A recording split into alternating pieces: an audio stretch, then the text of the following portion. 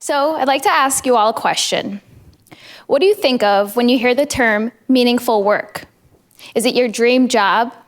Is it finding sustainable employment?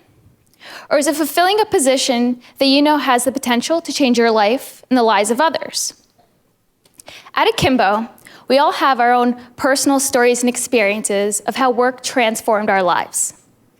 And we believe that the job-seeking process should be an empowering one, not a debilitating one. So this is why we created Akimbo.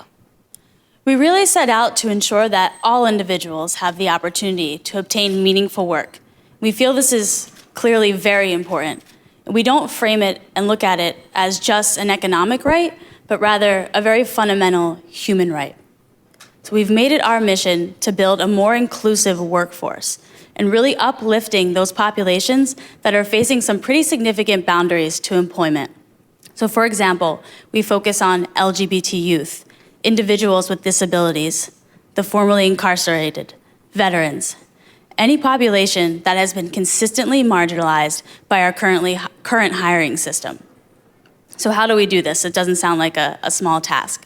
So we really focus in on supporting workforce development programs. A lot of them are running very highly effective job training programs. And we work on helping them improve the job placement outcomes of those programs. And a lot of our energy goes towards supporting and backing job seekers. So unemployment, it's often spoken of as an economic problem, and clearly in many ways it is. The dominant narratives that we hear these days are around job scarcity, the skills gap, flaws in our education system, these cracks in the supply and in the demand side. What we don't hear about is how this is a human problem. When we set out to start our company, we really wanted to go beyond these elements and these layers of the problem. And what we focused in on was that exact intervention point when a job seeker is being evaluated by a company, when a human being, a hiring manager, is really assessing the worth of another human being. So we started to build big solutions. We focused on professional branding, innovative tools that help with talent assessment, and also applications that quantified soft skills. But we realized that a lot of these solutions weren't enough. There were shortcomings in our product, as well as pushback from companies and nonprofits alike. Offline, we were helping job seekers. We were helping them realize their potential and, see their soft skills in a different light. But online, our platform started to look like a glorified resume. So we took a step back, and we started to spend less time on technology and more time working with job seekers.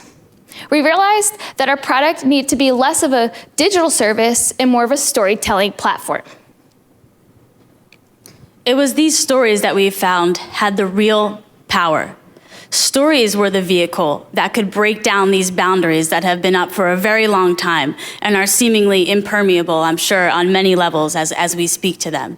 It was stories also that we thought could be the best way to make an impact at that intervention point that I spoke to, at that moment when someone's value, a job seeker's value, is being assessed by a company.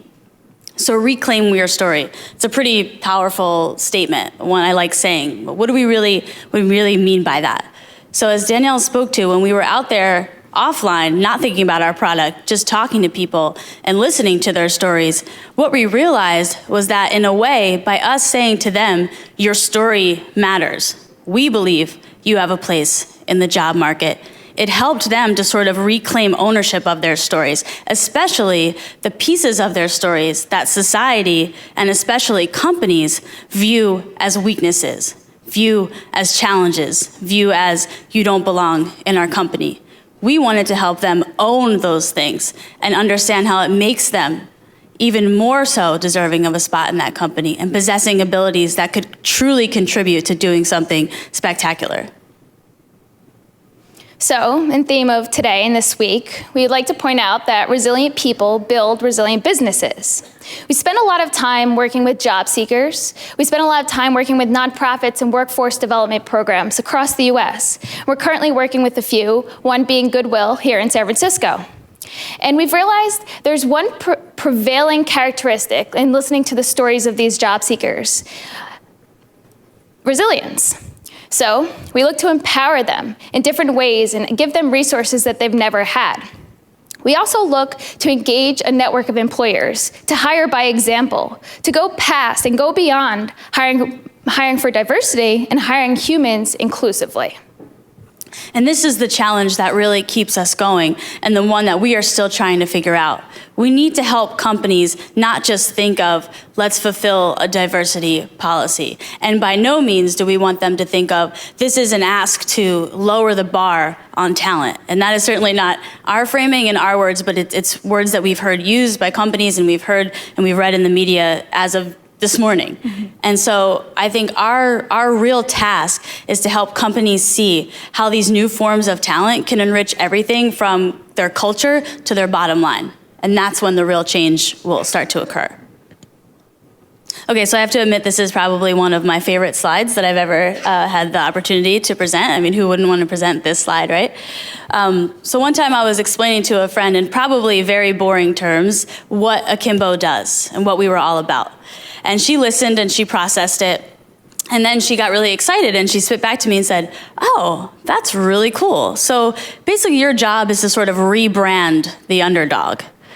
And so I won't get into all of why, but I am a self-proclaimed underdog. So that was probably one of my finest professional moments, and it really energized me and it energized our team, because I think we all also identify as underdogs. And I think one of the cool things that we found in starting Akimbo from day one was that when it comes to the context of the job market, and maybe life, but definitely the job market, more people than not identify in some way as an underdog. And especially in the job market, they feel frustrated with the current setup, and they feel that their true talent and their potential is not really being fulfilled.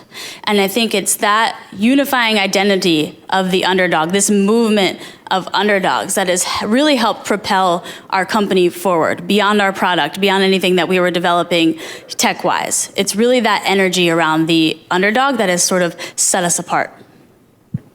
So, well, we continue to build our product, and we continue to find different tools that are helping, empower the populations we're working with. And we invite you all to come speak with us. You can tweet at us, you can email us.